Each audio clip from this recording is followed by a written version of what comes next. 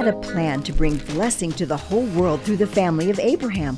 God brought Abraham out of his homeland and made unbreakable promises to him. These promises are called a covenant.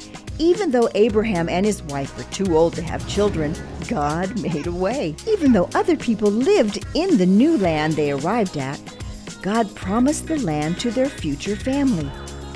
Even though all people sin and make bad choices, the family of Abraham would grow up to be a blessing to the whole world.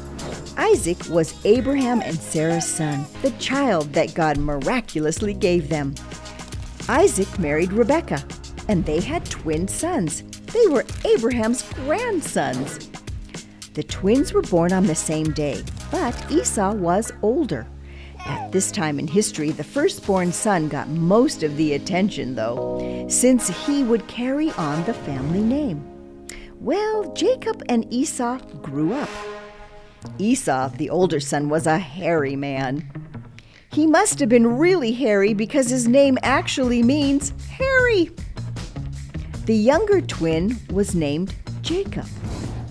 Esau grew up to like hunting and being outside. He was his father's favorite, but Jacob was a thinker who liked to stay home. He was his mother's favorite. One day Esau came back from hunting, and he was very hungry.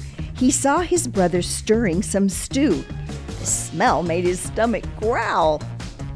Jacob said to Esau, "I will give you some stew, but you must promise that I get your birthright." As a firstborn, Esau had a right to a much bigger inheritance than his younger brother. Esau was supposed to get a lot more of the family's riches later in life. The younger brother would still get some, but the older brother was supposed to get the most. But Esau was so hungry, he gave up his birthright for a bowl of stew. That must be the most expensive meal in history. Sometime later, Isaac was old and realized he was going to die soon. He asked his favorite son, Esau, to go on a hunt and make him a special meal. While Esau was gone, Jacob's mother, Rebekah, helped Jacob trick his father, Isaac. Isaac was so old he could barely see any longer, so Jacob put on a hairy goatskin and Esau's clothes so he would feel and smell like Esau. He brought Isaac a meal and pretended to be Esau. Isaac felt the hair from the goatskin and was tricked into thinking he was Esau.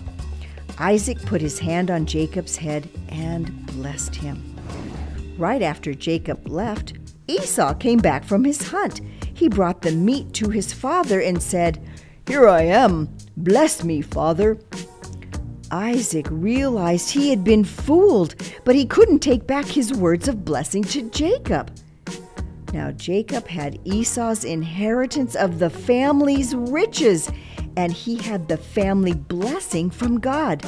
Ooh, Esau was very angry, and Jacob needed to run away from his brother so he wouldn't be killed. What a mess! God had chosen this family to restore his relationship with the world, even though this special family needed God to save them. But God kept his promise to the family of Abraham, Isaac, and Jacob. No matter what, God keeps his promises. Welcome back! No matter how hungry I am, this stew always fills me up. I sure hope Esau from that story enjoyed his bowl of stew too. After all, he traded basically everything he had for it. Well, the time has come to reveal the results of our walking rainbow experiment. Ah, look at that! It went from red to made orange, made yellow, made green, made blue, made purple, made red.